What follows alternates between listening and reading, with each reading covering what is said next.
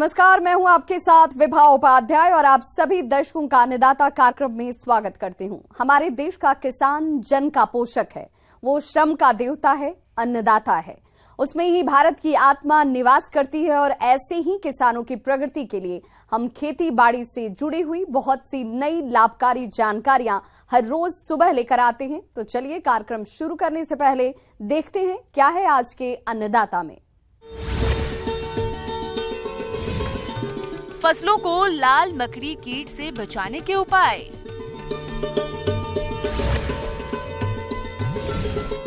Button mushroom की खेती से बदली किसान की किस्मत।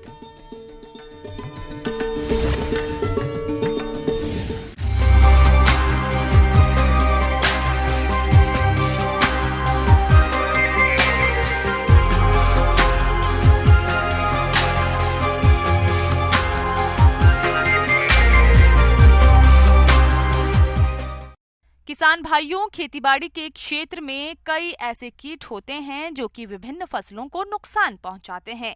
ऐसा ही एक कीट है लाल मकड़ी, जिसे रेड माइट के नाम से भी जाना जाता है।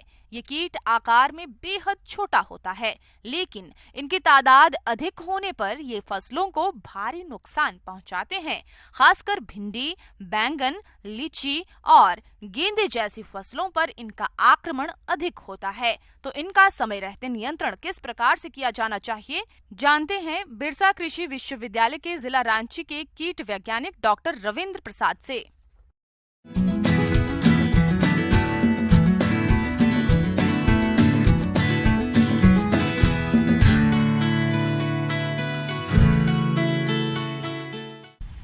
कई तरह के फसल है जो फसल हैं, उसमें माइट नाम का एक बहुत सूक्ष्म जीवी प्राणी है, जिसका आक्रमण कई तरह की सब्जियों में और अन्य फसलों में होता है। ये फसलें हैं जितना भी लत्ती वर्गीय सब्जी है, जैसे कद्दू, झींगा, नेनुआ, लोबिया, फ्रेंच बीन, और जो दलहनी फसलें हैं जैसे मूंग, उड़द और भिंडी, सब्जियों में भिंडी, बैगन इत्यादि सबों में इसका प्रकोप काफ़ी होता है। माइट को हिंदी में बहुत जगह शुद्ध भाषा में बरूथी कहते हैं। एक कीड़ा नहीं है, कीड़ा से भिन्न एक अलग प्राणी है जिसमें 8 पैर होते हैं, 4 जोड़े पैर होते हैं, पंख नहीं होते हैं। किसी भी फसल में कीट या रोग लगने के कई कारण होते हैं। अगर उन कारणों को जान लिया जाए और बचाव के जरूरी उपाय कर लिए जाएं, तो हो सकता है फसल में कोई रोग या कीट लगे ही नहीं और किसानों का होने वाला खर्च भी बच जाए और उपज भी अधिक मिले। अगर माइट के संदर्भ में बात करें तो यह कीट धूल वाली जगहों को अधिक पसंद करते हैं, यानी जिस भी फसल की पत्तियों पर धूल इकट्ठा होगा वहाँ इसके प्रकोप की संभावना बढ़ जाती है। इसके अलावा फसल में कम नमी रहने पर, पोषक तत्वों की कमी या अधिकता होने पर भी इनका प्रकोप बढ़ता है। खास करके जो जितने तरह की माइट हैं उसमें से लाल मकड़ी माइट बहुत ही प्रमुख है। ये प्रारंभिक अवस्था में जब आक्रमण होता है, उस अवस्था में पौधों के पत्तियों के निचले सतह पर जाला बनाते हुए उसमें महीन भूरे भूरे रंग का, लाल रंग का सूक्ष्म प्राणी विचरण करते रहता है। आप गौर से देखेंगे तब। और जो ये प्राणी होता है सैकड़ों की संख्या में पत्तियों पर होता है और पत्तियों के रस को बुरी तरह चूस डालता है। पत्तियों के अलावा पत्तियों के ऊपरी सतह पर भी होता है, कोमल डंठलों पर होता है, पुष्पकलियों पर होता है, यहाँ तक कि नवजात जो फल होते हैं उस पर भी होता है और सबों का रस चूस करके फसल को नुकसान करते हैं। खासकर गर्मी के मौसम में या बरसात के वैसी परिस्थिति में जब कई दिनों तक वर्षा नहीं होती है और तापमान बढ़ा रहता है वायुमंडल का, तो इस परिस्थिति में भी माइट का प्रकोप ज्यादा होता है। फसलों में रासायनिक दवाओं के प्रयोग की सलाह तभी दी जाती है जब फसल पर रोग या कीटों का प्रकोप बहुत अधिक हो गया हो। इसलिए फसल की निगरानी करते रहें। अगर यह कीट या कोई भी रोग कीट दिखे, तुरंत ही पहले समेकित तरीके अपनाएं। माइट की जहाँ तक बात है तो इस कीट का प्रकोप दिखाई देने पर प्रभावित भाग को हटा दे। फसल में नमी नहीं रहे तो सिंचाई कर दे। संभव हो तो फसलों पर पानी का छिड़काव करके भी इसे कंट्रोल कर सकते हैं, या नीम तेल 5 मिलीलीटर 1 लीटर पानी घोलकर छिड़काव कर सकते हैं। इन सभी उपायों के बावजूद भी अगर इन पर कंट्रोल नहीं हो रहा हो, तभी रासायनिक कीटनाशकों का इस्तेमाल करें। तो इसके लिए सामान्य कीटनाशी जो बाजार में मिलता है उसका प्रयोग करने से उचित परिणाम नहीं मिल पाता है। इसलिए इसके लिए विशेष तरह का रसायन बाज़ार में उपलब्ध है, जिसे बरूथीनाशी या माइटनाशी रसायन के नाम से जानते हैं। उनके नाम कुछ हम हैं गिन रहे हैं। तो इनके जो नाम हैं वो नाम है स्पायरोमेसिफेन, जो बाज़ार में ओबेरॉन के नाम से उपलब्ध है। उसके अलावा प्रोपरजाइट नाम का रसायन है जो कि ओमाइड के नाम से उपलब्ध है, और डाइफेंथुरान नाम का एक रसायन है, वो भी कई नामों से बाज़ार में उपलब्ध है। तो इनमें से किसी एक रसायन का शाम की बेला में, खास करके इसलिए कि गर्मी के मौसम में और बरसात के मौसम में दोपहर के पहले बहुत तापमान अधिक होता है, तो उस अधिक तापमान की अवस्था में नहीं, बल्कि जब वायुमंडल का तापमान नीचे हो जाए और आसमान साफ रहे, उस परिस्थिति में, उस अवस्था में ही खड़ी फसल पर ओबेरॉन या ओमाइट का 2 ml प्रति लीटर पानी में घोल बना करके उसका पौधों पर इस तरह से अच्छी तरह से छिड़काव करें कि छिड़काव का घोल पौधों के दोनों सतहों पर, पत्तियों के दोनों सतहों पर पहुँचे और आपको माइट से होने वाले नुकसान के संबंध में अच्छा परिणाम मिले। तो इस तरह से इसका छिड़काव की पुनरावृत्ति हर 10 दिन के अंतराल पर आप कर सकते हैं। उचित तो ये होगा कि एक बार अगर ओबेरॉन का स्प्रे कर रहे हैं तो अगले बार उसको ओमाइट का स्प्रे करें। तो ऐसा करके आप जो फसल आपके हैं उसमें जो माइट से बरूथी से नुकसान हो रहा है उसको रोक सकते हैं और भरपूर उपज ले सकते हैं।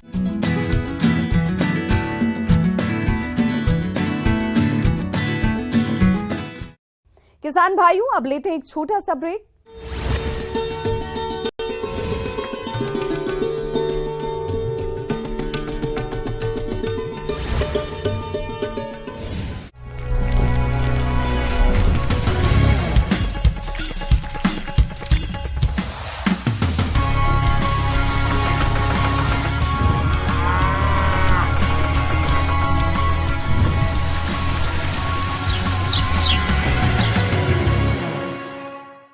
ब्रेक के बाद आप सभी दर्शकों का अन्नदाता में स्वागत है।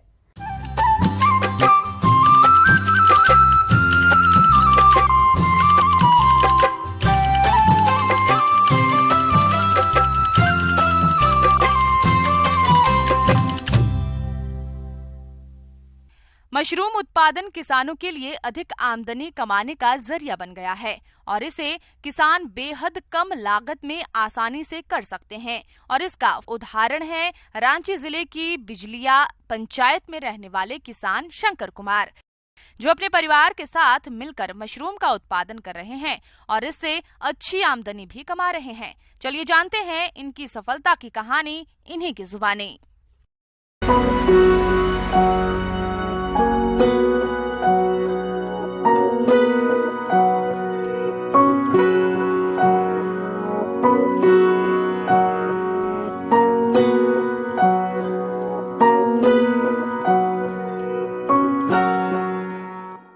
मैं सबसे पहले बिरसा एग्रीकल्चर में ट्रेनिंग लिया। वहाँ का साइंटिस्ट लोग से संपर्क में रहते हुए वहाँ का गाइड के साथ इस बटन मशरूम का उत्पादन किए हैं। मेरा रूम का साइज़ है 15 बाई 10 का है। इसमें से बेड तैयार किए हैं 3 फीट चौड़ा और 15 फीट लंबा का। ये रो में है, जो कि 3 रो एक तरफ और 3 रो दूसरी तरफ करके बनाए हैं। बटन मशरूम के लिए सबसे पहले जो ट्रेनिंग होता है 1 महीना का होता है। हम सबसे पहले सितंबर में 1 महीना का, सितंबर से अक्टूबर ट्रेनिंग लिए बिरसा एग्रीकल्चर में। उसके बाद तुरंत ही अपना बटन मशरूम लगाने के लिए तैयारी में जुट गए। वहाँ ट्रेनिंग लेने के बाद में ही जैसे जैसे वहाँ करते गए वैसे वैसे मैं अपना घर में तैयारी करते गया।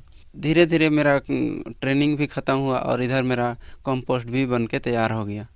कंपोस्ट तैयार होने के बाद में मैं बिजाई तुरंत कर दिया, जो कि सर लोग के संपर्क के साथ ही मेरा पूरा कंप्लीट हो गया। इस बार तो एक्सपेरिमेंट के तौर पे किया है, लेकिन अगले बार सीख गए हैं, तो अगले बार बृहद रूप में, बड़े रूप पैमाने पर बटन मशरूम का मैं खेती करेंगे। ये किसान ट्रेनिंग के बाद पहली बार लो कास्ट तकनीक में बटन मशरूम का उत्पादन कर रहे हैं। 10 गुना 15 मीटर के कमरे में 5 क्विंटल कंपोस्ट पर बटन मशरूम का उत्पादन कर रहे हैं, जिसकी बिजाई 15 अक्टूबर को की थी। मेरा बटन मशरूम का खेती जो कि 10 बाई 15 का रूम में है, इसका मैं कंपोस्ट बनाने, बांस बल्ली रेक बनाने में और जो केसिंग वगैरह जो करने में 15,000 का खर्चा लगा है। अब इसका में जो मेरा मुनाफा हो रहा है, अभी तो 1.5 कुंटल निकल चुका है और 200 रुपये किलो के हिसाब से 1.5 कुंटल का करीब 30,000 हो जाता है और 1.5 महीना हुआ है, तो 1.5 महीना इसका 3 महीना का चलता है, निकलते रहता है। जब तक गर्मी ना पड़े तब तक ये निकलेगा। मतलब मार्च में जितना पूरा मार्च, यदि गर्मी ना आता है तो पूरा मार्च तक निकलेगा और आधा मार्च तक यदि नहीं गर्मी पड़े तो आधा मार्च तक निकलेगा। यह मशरूम बिजाई करने के लगभग 35 से 38 दिन बाद तुड़ाई के लिए तैयार हो जाता है और लगातार 2.5 से 3 महीनों तक उपज मिलती रहती है। अभी तक ये 1.5 क्विंटल उपज ले चुके हैं, यानी 1 क्विंटल कंपोस्ट से अभी तक का औसतन 30 किलोग्राम उपज ले चुके हैं। अभी फसल चल रही है और इनका मानना है कि 1.5 क्विंटल उपज अभी और मिलेगी। रोज 4 केजी 5 केजी के हिसाब से निकलते रहता है। सप्ताह में लगभग 5 दिन तो मैं तोड़ाई कर रहा हूँ। 1.5 कुंटल अभी निकल चुका है और 1.5 कुंटल और निकलेगा। अभी 30,000 का बेच चुके हैं और 30,000 का बेचाने का उम्मीद है, जिससे कि 60,000 का बिक जाएगा। अब इससे जो फ़ायदा होता है सब खर्चा काट के, वो लगभग 45,000, 40 से 45,000 का शुद्ध रूप से मेरा लाभ हो रहा है।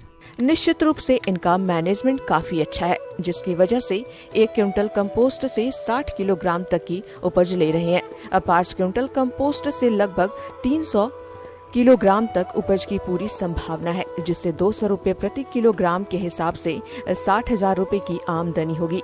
अब 15,000 रुपए लागत को हटा दिया जाए तो 5 क्विंटल कंपोस्ट से 45,000 रुपए की शुद्ध आय बहुत ही अच्छी आय है।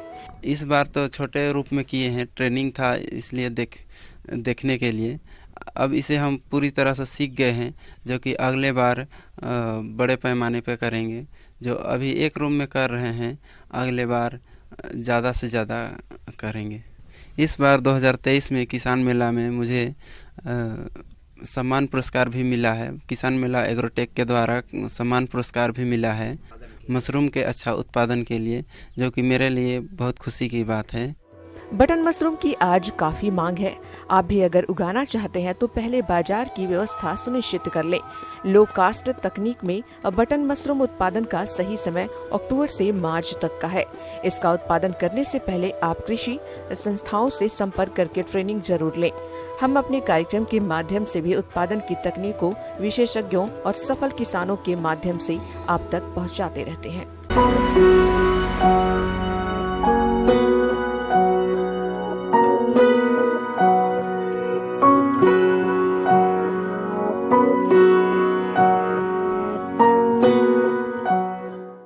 आगे और भी हैं खेती बाड़ी से जुड़ी हुई बहुत सी रोचक जानकारियां। यहां रुकेंगे एक छोटे से ब्रेक के लिए।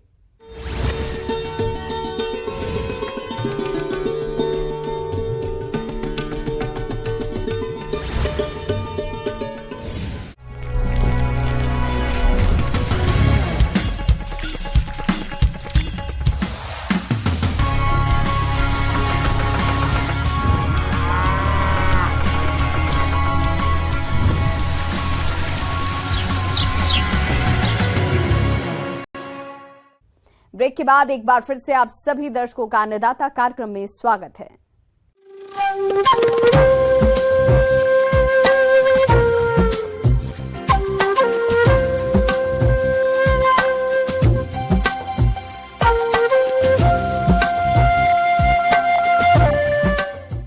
मौसम विभाग की रिपोर्ट पर साप्ताहिक कृषि सलाह इस प्रकार है।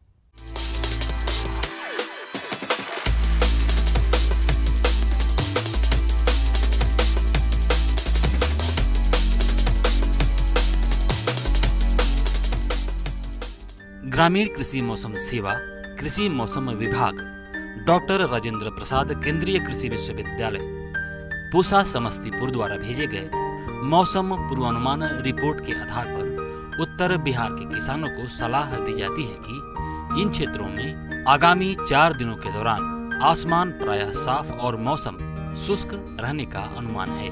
इस अवधि में अधिकतम तापमान 32 से 33 डिग्री सेल्सियस और न्यूनतम तापमान 14 से 18 डिग्री सेल्सियस के बीच रहने का अनुमान है। पूर्वानुमानित अवधि में औसतन 5 से 6 किलोमीटर प्रति घंटा की रफ्तार से मुख्य रूप से पछुआ हवा चलने की संभावना है। हालांकि 27 और 28 फरवरी को समस्तीपुर, वैशाली, मुजफ्फरपुर, दरभंगा, मधुबनी, सीतामढ़ी और शिवहर जिलों में पूर्वा हवा भी चल सकती है। इन 4 दिनों के दौरान सापेक्षिक आर्द्रता सुबह में 80 से 95% और दोपहर में 45 से 55% रहने की संभावना है। ऐसे में इन क्षेत्रों के किसान भाइयों को सलाह दी जाती है कि कुछ दिनों में तापमान में वृद्धि होने की वजह से अधिकतम तथा न्यूनतम तापमान सामान्य तापमान से अधिक बना हुआ है, जिसके कारण गेहूं की फसल को नुकसान होने की संभावना है। अतः किसान भाइयों को सलाह दी जाती है कि वे अपने खेतों में सिंचाई कर नमी बनाए रखें, जिससे गेहूं की फसल को अधिक तापमान से बचाया जा सके और उत्पादन में कमी न आने पाए। उत्तर बिहार के लिए सूर्यमुखी की उन्नत संकुल प्रभेद किस्में इस प्रकार हैं: मोरडेन, सूर्या, CO1 एवं पैराडेविक। और संकर किस्मों में BSH1, KBSH1, KBSH44, MSFH1, MSFH8 एवं MSFH17 अनुशंसित हैं। संकर किस्मों के लिए बीज की मात्रा 5 किलोग्राम प्रति हेक्टेयर रखें और संकुल किस्मों के लिए 8 किलोग्राम प्रति हेक्टेयर रखें। बुआई से पहले प्रति किलोग्राम बीज को 2 ग्राम थीरम या कैप्टान दवा से उपचारित करके बुआई करें। गर्मा मक्का की बुआई करें। बुआई के लिए सुवान, देवकी, गंगा 11, शक्तिमान 1, शक्तिमान 2, शक्तिमान 4 एवं शक्तिमान 5 उन्नत किस्में हैं। बीज की मात्रा 20 किलोग्राम प्रति हेक्टेयर रखें। प्रति किलोग्राम बीज को 2.5 ग्राम थीरम या कैप्टान द्वारा उपचारित करके बुआई करें। गर्मा मूंग और उड़द की बुआई के लिए खेत की तैयारी करें। मूंग की उन्नत किस्मों में पूसा विशाल, सम्राट, SML 668, HUN 16 एवं सोना का चयन करें। उड़द की उन्नत किस्मों में पंत उड़द 19, पंत उड़द 31, नवीन एवं उत्तरा किस्मों की बुआई करें। बीज दर छोटे दानों के किस्मों के लिए 20 से 25 किलोग्राम प्रति हेक्टेयर और बड़े दानों के लिए 30 से 35 किलोग्राम प्रति हेक्टेयर रखें। किसान भाई बुआई से पहले बीज को उपचारित अवश्य कर लें। ठंड का मौसम समाप्त होने से गायों और बछियों की गर्मी में आने का समय है। उनके सफल गर्भाधान के लिए पर्याप्त हरा चारा सहित संतुलित आहार एवं 50 ग्राम मिनरल मिक्सचर प्रतिदिन दें। खुरपका मुरपका रोग का टीका लगवाएं। जिन पशुओं को जुलाई अगस्त में टीका लगा है उन्हें भी पुनः टीका लगवाएं। टीका लगाने से पहले अंतः और बाह्य परजीवी नाशक दवा अवश्य पिलाएं।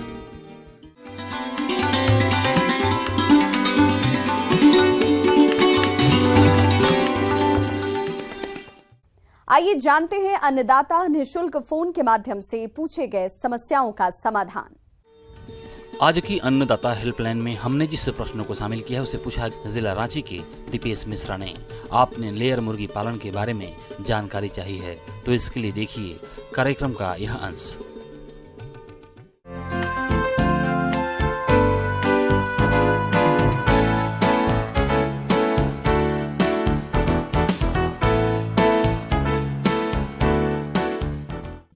नमस्कार पशुपालक भाइयों, आज की हमारी जानकारी उन पशुपालक भाइयों के लिए है जो कि मुर्गी पालन व्यवसाय से जुड़ना चाहते हैं या फिर जुड़े हुए हैं। जो अंडे उत्पादन के लिए जो लेयर फार्मिंग करना चाहते हैं उनका बहुत ही उज्जवल भविष्य है इस क्षेत्र में। अब बात आता है कि अब कोई लेयर फार्मिंग करना चाहते हैं तो वो कैसे करें।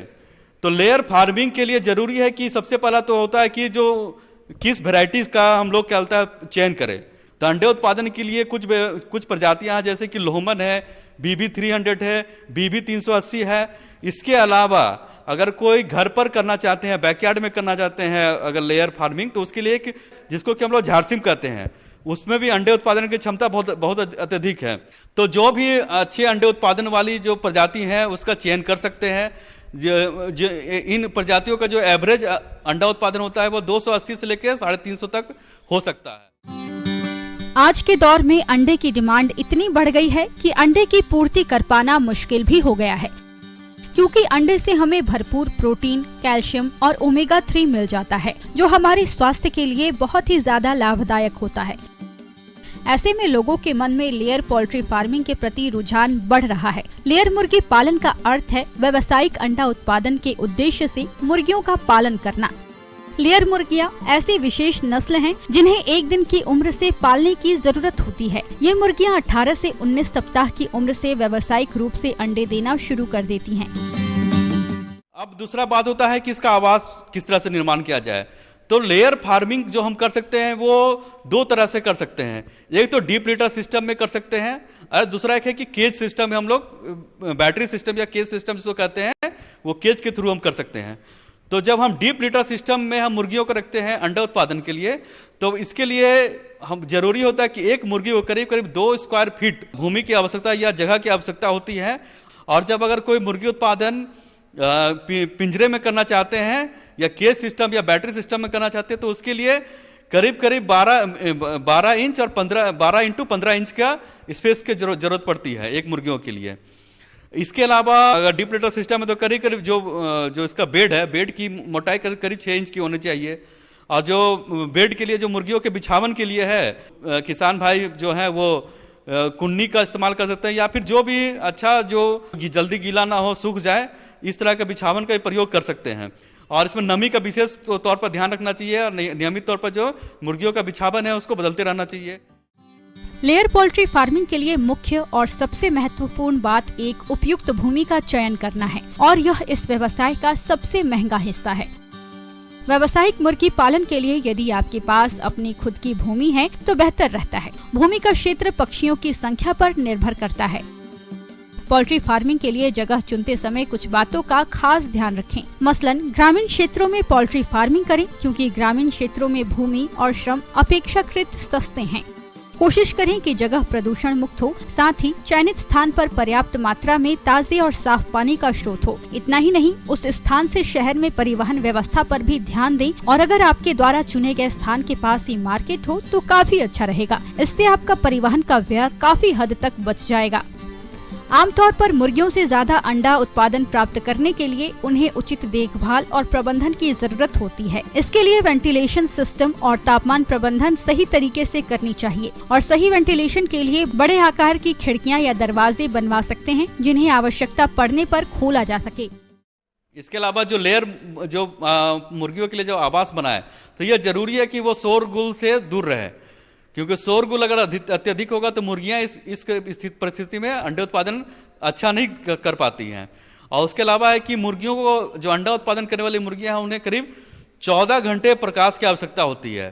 तो अगर आवास इस तरह से होना चाहिए कि जहां पर कि सूर्य की प्रकाश अधिकतम मिल सके। अगर नहीं मिल पाए तो तब हमें क्या होता है, जो कृत्रिम रोशनी या बल्ब लगा के प्रकाश की कमी को पूरा करना चाहिए। अब इसके बाद आता है खान पान। खान पान बहुत ही जरूरी है मुर्गियों में खासकर जो लेयर मुर्गियां हैं उसमें क्या होता है, वो कुछ कैटेगरी में वो क्या होता है उसको बांट सकते हैं हम खान पान के लिए। कि जब शुरू में जब ब्रूडर हो गया, जब शुरुआत में हो गया, जब ब्रूडर हो गया, ग्रोवर हो गया, उसके बाद आता है लेयर।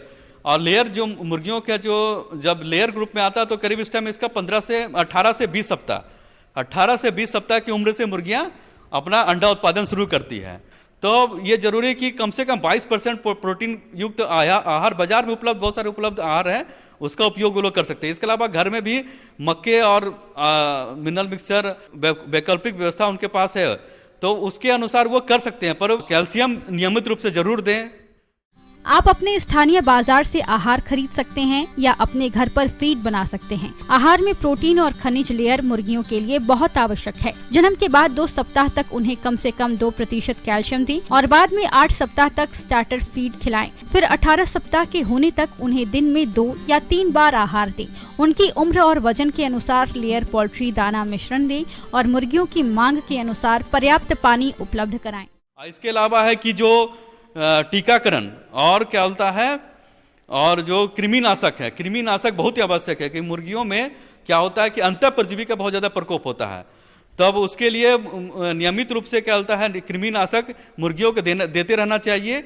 और टीकाकरण ये भी बहुत ही आवश्यक है कि मुर्गी पालक भाई जो हैं अपने मुर्गियों के नियमित अंतराल पर टीकाकरण, अपने नज़दीक के जो भी पशु चिकित्सक हैं उनसे सलाह लेकर टीकाकरण और कृमिनाशक का उपयोग जरूर करें।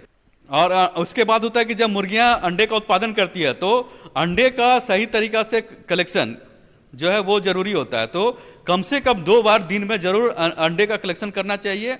और अंडे में किसी प्रकार की गंदगी लगी हुई है तो उसको तुरंत ही साफ पानी से धो लेना चाहिए, साफ कर लेना चाहिए और रेफ्रिजरेट कर देना चाहिए। तो ये सब मुख्य सावधानियां हैं जो कि प्रबंधन के लिए बहुत ही आवश्यक है।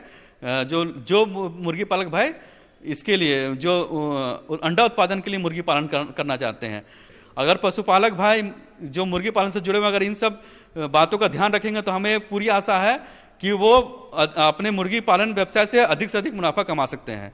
नमस्कार। किसान भाइयों, कृषि संबंधित समस्या और सुझावों के लिए आप हमें इस पते पर संपर्क कर सकते हैं। Producer Annadata, news 18 Bihar Jharkhand, Ramoji film city Hyderabad 501512। साथ ही आप हमें ईमेल भी कर सकते हैं। हमारा ईमेल एड्रेस है p18annadatabihar@nw18.com। इसके अतिरिक्त आप हमें निःशुल्क हेल्पलाइन नंबर 180088922163 पर सोमवार से शनिवार सुबह 10 बजे से शाम 4 बजे के बीच संपर्क भी कर सकते हैं। अब समय हो रहा है आपसे विदा लेने का। कल फिर होगी मुलाकात कृषि से जुड़ी महत्वपूर्ण जानकारियों के साथ। नमस्कार।